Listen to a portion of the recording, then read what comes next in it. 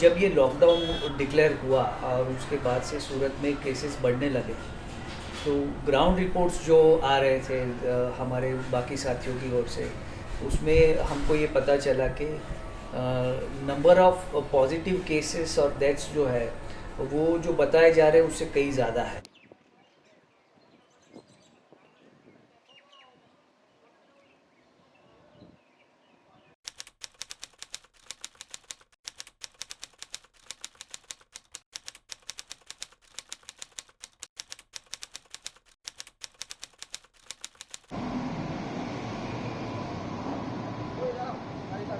भाई भाई भाई भाई भाई खोलना खोलना खोलना भाई खोलना खोलना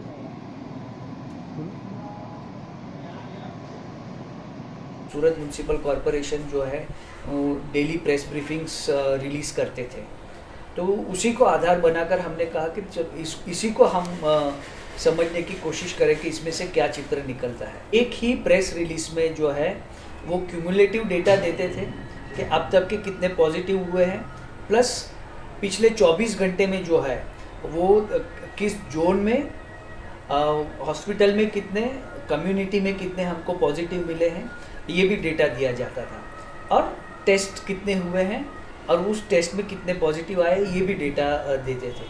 तो इसके आधार पर उसको समझना थोड़ा आसान था। लेकिन इस डेटा में भी जो है, जो बेसिकली एक एक्सेल शीट है, पर वो एक्सेल शीट में भी जो है नंबर्स का इतना बड़ा मिसमैच था।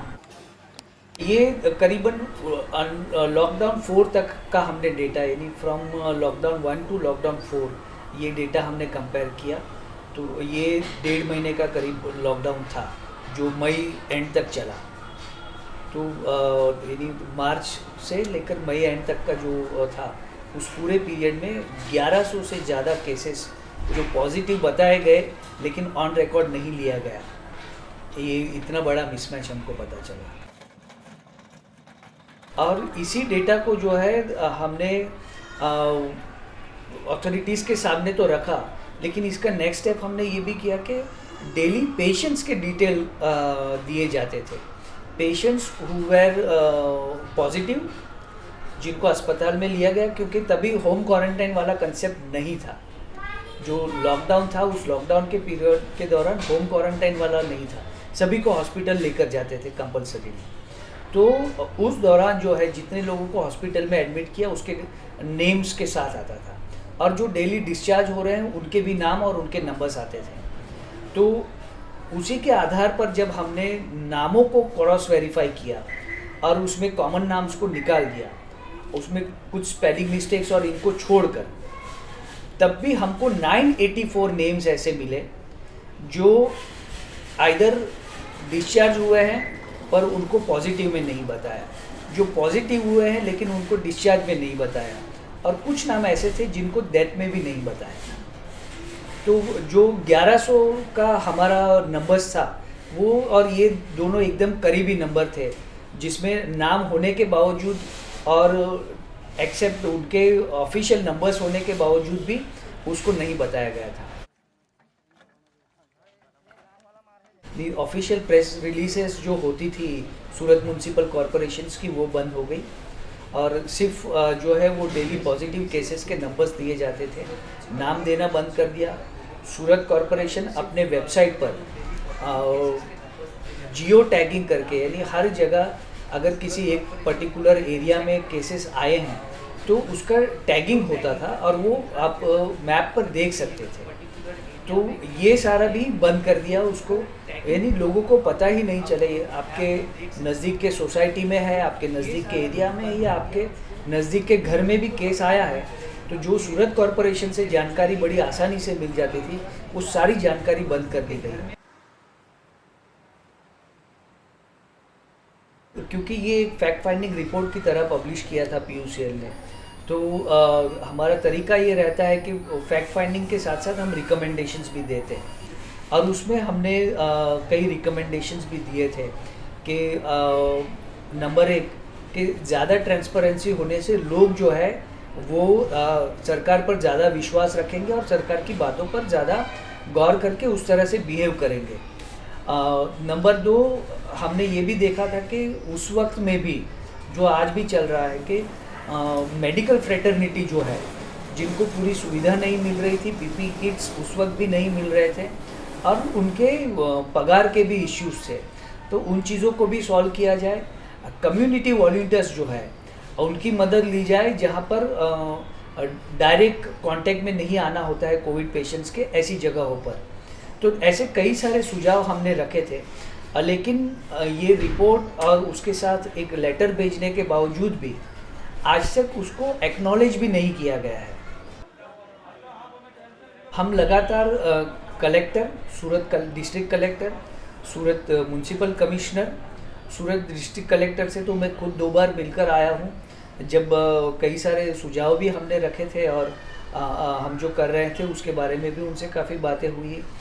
सूरत कलेक्टर के अलावा यहाँ पर स्पेशल डेप्यूटेशन पर आईएएस ऑफिसर्स भेजे गए थे, तो उन आईएएस ऑफिसर्स से भी हमने मुलाकात की कि ये इश्यूज़ है और इनको सॉल्व किया जाए।